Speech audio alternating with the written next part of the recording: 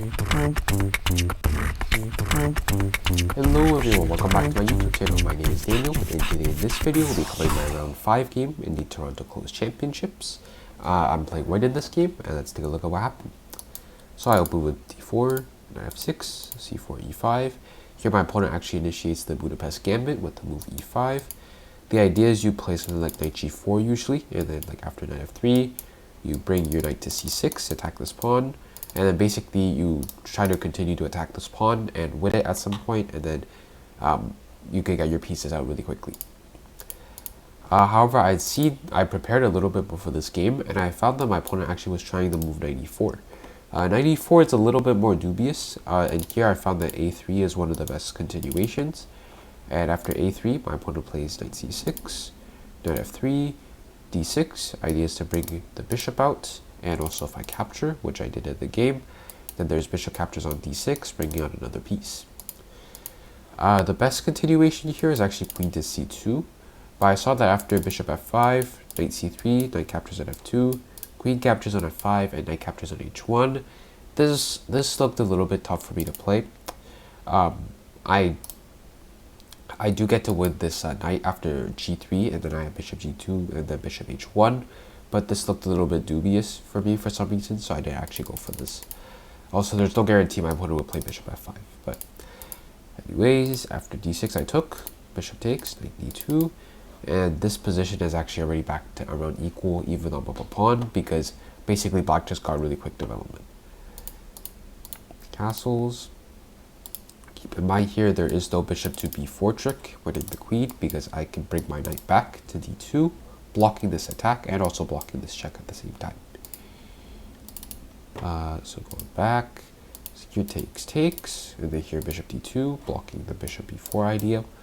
Here g5, which makes sense, try to attack from the king side. Here I actually castle straight into it, which is actually a little bit of a mistake. g4, knight to d4, attacking this pawn. Here f5, I play queen e1. My idea is to play f3 at some point and basically counteract queen captures on h, because the idea here was that I would want to try to play f3, but this would simply lead to actually a mate in 6, because after bishop captures on h2, king captures, queen h4 check, king g1, and g3, I would simply be checkmated very shortly after queen h2 check, mate. So, which is why I played the move queen e1, because my idea is like if you play something random, then here after f3, there is no bishop captures on h2, because after king takes, you'll see that queen h4 check is now met with queen captures on h4. So, instead of the game, my opponent takes, and bishop captures on g2, which is actually a brilliant move. In retrospect, I'm not honestly too sure why. After king captures on g2, the correct follow-up is rook h2. E8, with the idea that pretty much you attack the bishop on e2 here, and at the same time you're also threatening some ideas with like queen h4 to come after my pawn on h2 and h3. It's kind of difficult for white to move, because if the queen actually does move, then there's a pin from the rook to the bishop and the queen, which makes it a little bit more difficult to move white's pieces. However, in the game here, my opponent actually played queen to h4. Here I play rook h1, defending the threat against my h2 pawn. Here rook g1, and here I actually play c5, which is the correct winning continuation, because here at this point this bishop is actually in a tough spot. If you play bishop to e7, then I can simply play something like bishop to c4, attacking the rook as well as the bishop, although the bishop is defended, but after, and let's say rook g to e8, then here I have a move like bishop f7, attacking the rook, let's say rook to f8. Then here I actually have a very stunning move, bishop to f4. Idea is if you take, I have queen to e6 check, and I pick up the rook after. Going back, here after c5, f4 was played. And here I found bishop to c4, which is the correct idea, attacking the rook as well as the bishop. And here I had seen rook g to e8, where I would play bishop to e6 check, king to b8, and I capture the bishop, f3 check, king g1, the only move. Keep in mind, king f1 is a very spectacular way to lose after queen h3 check, king g1, and queen to g2 checkmate. After king g1, rook captures on d6 was played. Here I played d5. Splendid move. It's actually, in fact, the only move that gives white a massive advantage. The computer evaluates this as +8 if you play d5. The other move, which is bishop f4, gives a +2 advantage. But obviously, we want to hope for the +8. After d5, my opponent plays rook captures on d5. And here I play bishop captures on d5, sacrificing the queen.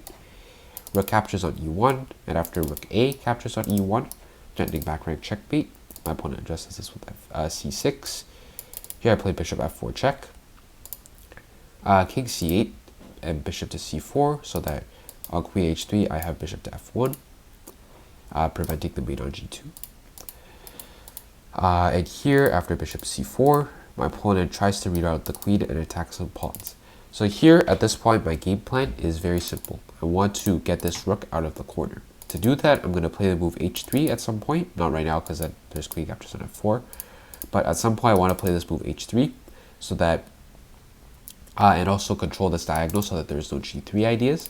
And so that after we capture, then my rook is able to get out, and basically I'm able to win the game then. Because right now, I have two bishops and a rook already out and mobile, which can help me to win the game, but with the other rook, it will make it a lot easier. So that's my plan. I'm trying to improve my position slowly so that I'm able to do that. And you'll see I try to make some progress here. And here, finally, I catch him in a good spot. Because here I'm getting rook to d1. And if you play, and there is no queen to f5 to prevent h3 because I have bishop to e6 check, forking the king and the queen. So here after king g1, king c7, here I play h3. Now I can get my rook out. And here my opponent does something a bit weird, queen g6, bishop e5 check, so that I can capture and then protect my king with bishop to g3. Takes. And here my opponent plays h5 for some reason, which, I mean, it's okay, I guess. Here I play bishop g3, queen to g5, which is even more random. I thought they would take this pawn, which would make more sense. So here I capture with the pawn, and I have a very simple plan again. Get a queen pretty much. After queen d2, rook f1, queen captures on b2, I play h6. Queen captures on b3, h7, and you can't protect this promotion pretty much. After queen b2, I can simply promote to a queen. You sacrifice your queen, and I'm up too much material pretty much.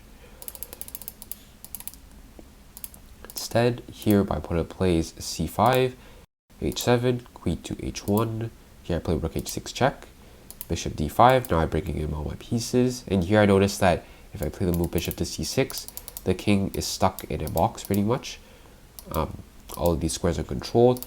And I'm also looking at the e8 square. So I'm able to play rook e1 and go fork the king and the queen. Or alternatively, I can stack up both of my rooks on the e file and just go checkmate my opponent. So here, after bishop to c6, my opponent c4 takes, and after c4 and rook to e1, my opponent resigned the game here, seeing as either I'm going to just straight up win the queen on the next move, or I can play rook h to e6. So let's say c6, c3. I can play rook h to e6, c2. Then here I can simply get to checkmate, because this bishop here slices through to the c7 square. The bishop on c6 controls both b6 and d6, and my rook controls the back rank squares. So effectively, this is like a back rank checkmate.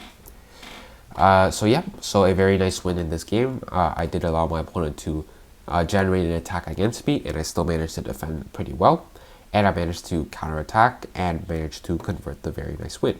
So yeah, hope you all enjoyed this game, and thanks for watching.